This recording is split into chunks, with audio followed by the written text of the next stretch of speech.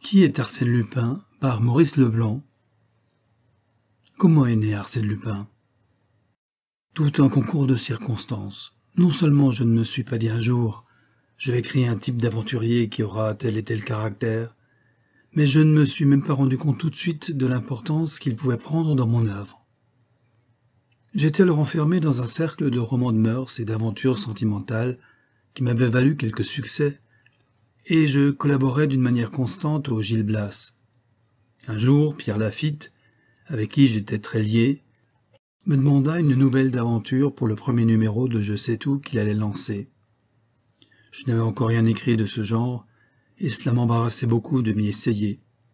Enfin, au bout d'un mois, j'envoyai à Pierre Lafitte une nouvelle où le passager d'un paquebot de la ligne Le Havre-New York raconte que le navire reçoit au large et en plein orage un sans-fil annonçant la présence à bord du célèbre cambrioleur Arsène Lupin qui voyage sous le nom de R. À ce moment, l'orage interrompt la communication. Inutile de dire que la nouvelle met tout le transatlantique sens dessus-dessous. Des vols commencent à se produire. Tous les voyageurs dont le nom commence par un R sont soupçonnés. Et c'est seulement à l'arrivée qu'Arsène Lupin est identifié. Il n'était autre que le narrateur même de l'histoire, mais comme son récit était fait d'une façon toute objective, aucun des lecteurs, paraît-il, n'avait pensé un instant à porter ses soupçons sur lui. L'histoire fit du bruit.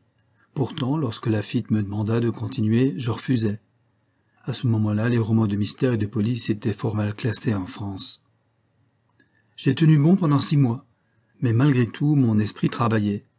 D'ailleurs, Lafitte insistait, et lorsque je lui faisais remarquer qu'à la fin de ma nouvelle, j'avais coupé court à tout développement ultérieur, en fourrant mon héros en prison, il me répondait tranquillement « qu'à cela ne tienne, qu'il s'évade ».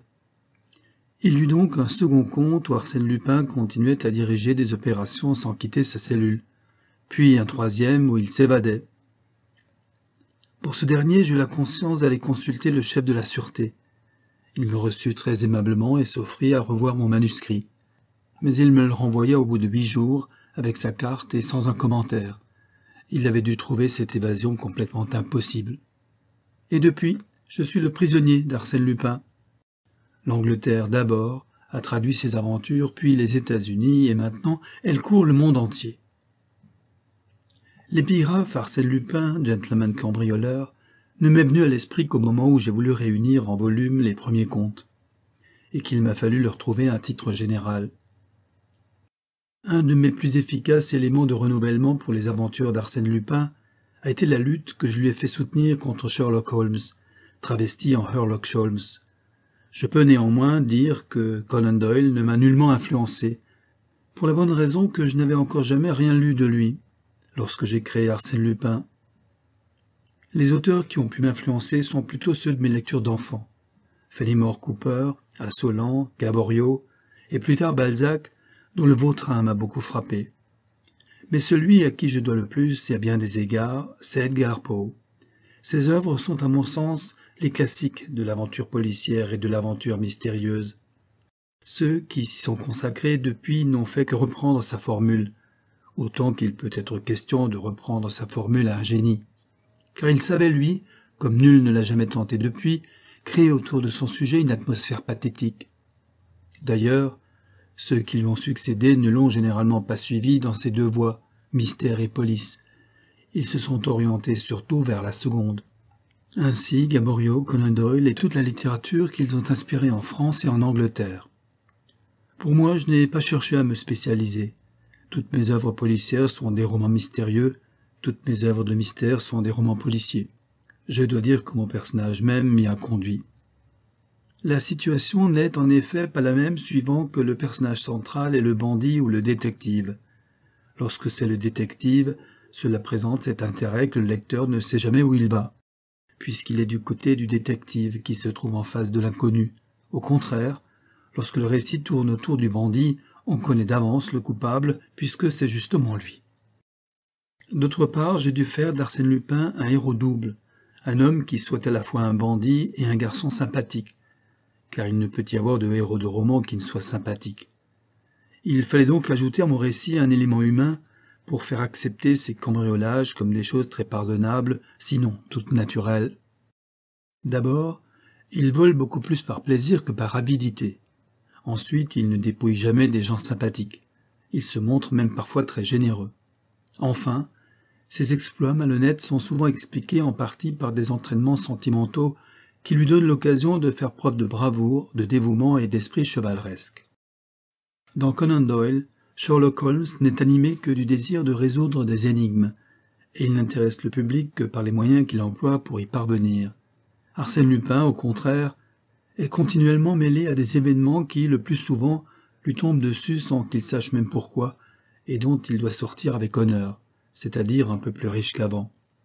Lui aussi se jette dans des aventures pour découvrir la vérité, seulement cette vérité il l'empoche.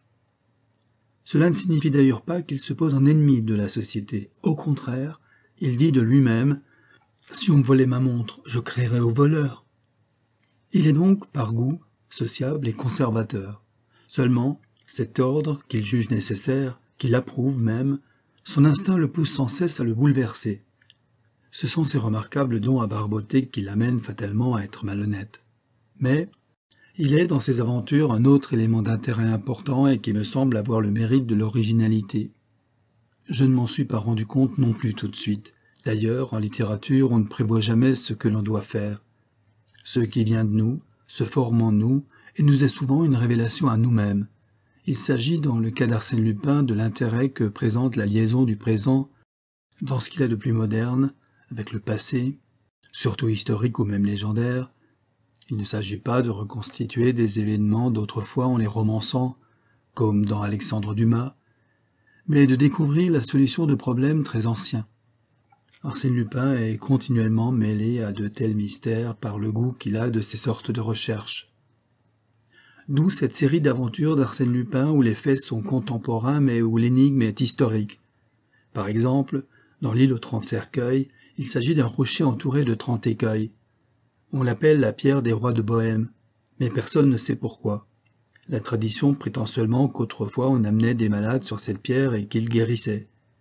Arsène Lupin découvre qu'un navire qui apportait ce rocher de Bohême a échoué là du temps des druides, et que les miracles dont on parlait étaient dus au radium que contenait cette pierre. On sait en effet que la Bohême en est la plus grande productrice.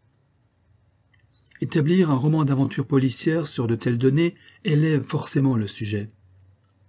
Et c'est une des raisons, j'imagine, qui ont concouru à rendre populaire et attachante la personnalité de ce Don Quichotte sans vergogne qu'est Arsène Lupin. Le Petit Var, samedi 11 novembre 1933. Ainsi s'achève Qui est Arsène Lupin par Maurice Leblanc.